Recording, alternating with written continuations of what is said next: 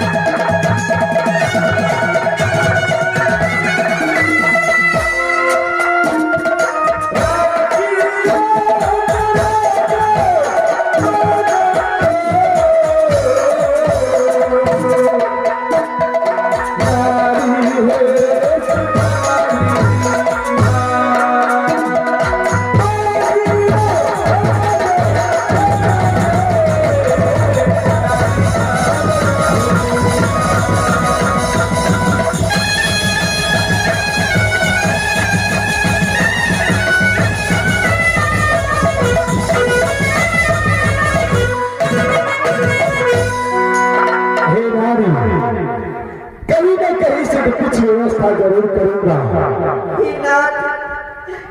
जब अपना सब दरबार से निकले से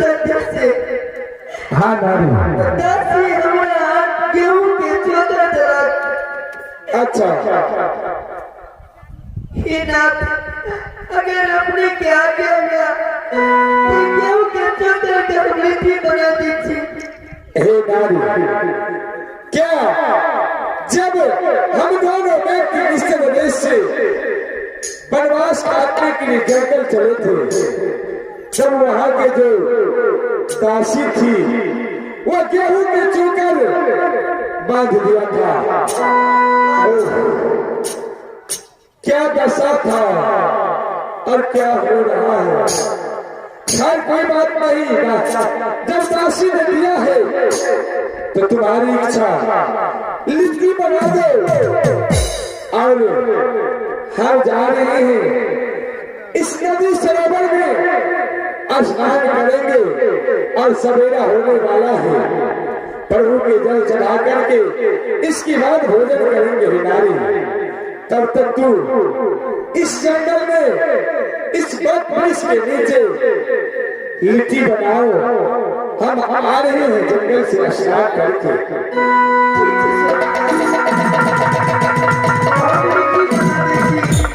अपने स्नान करके तुरंत हे नारी, अगर मुझे तभी सा लेट भी लग जाए तो तू चिंता मत करना, श्रीनाथ मेरा छोड़ के चले गए। नहीं, जंगल है, कहाँ पानी मिलेगा, नहीं मिलेगा, कुछ पता नहीं है, ऐसे ढूंढेंगे इसके बाद मिलेगा, लेकिन हम पुनः वापस आएंगे, तू चिंता मत करना। ठीक है, तो हम प्राण होना चल हम हवेली है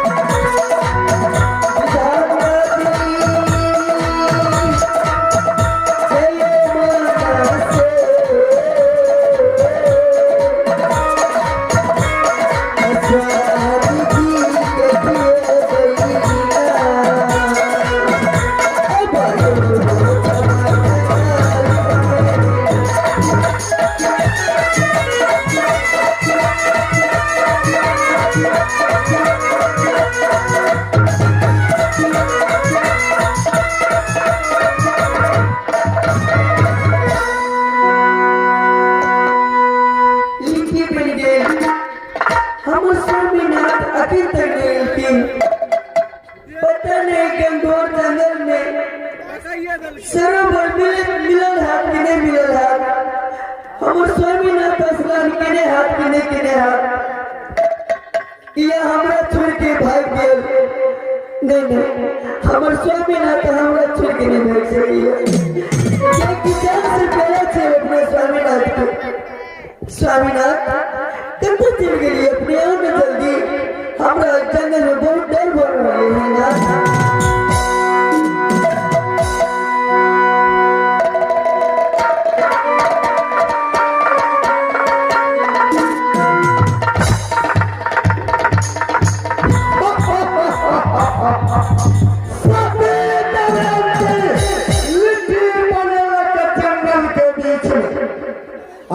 स्वामी के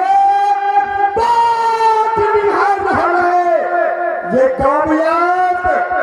दोनों व्यक्ति भोजन करा क्या तो भूख से जा रहे एक बंदर के रूप धारण करके पूरा भारत या लिट्टी लाके पार हो जाओ अब लिट्टी के खा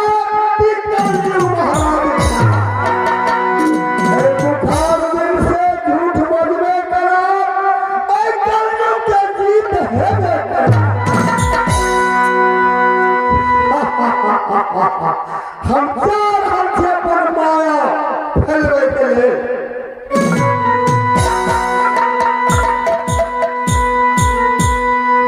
जरूर हम अपन माया फैला के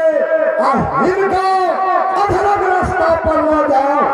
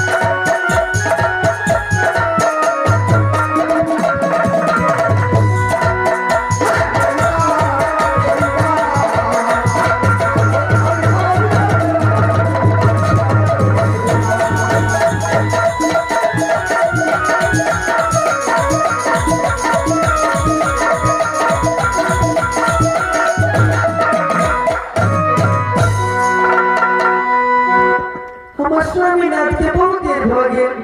अभी तक नहीं आया हम रात तक राजी अभी तक नहीं आ रहे थे स्वामीनाथ आ जाए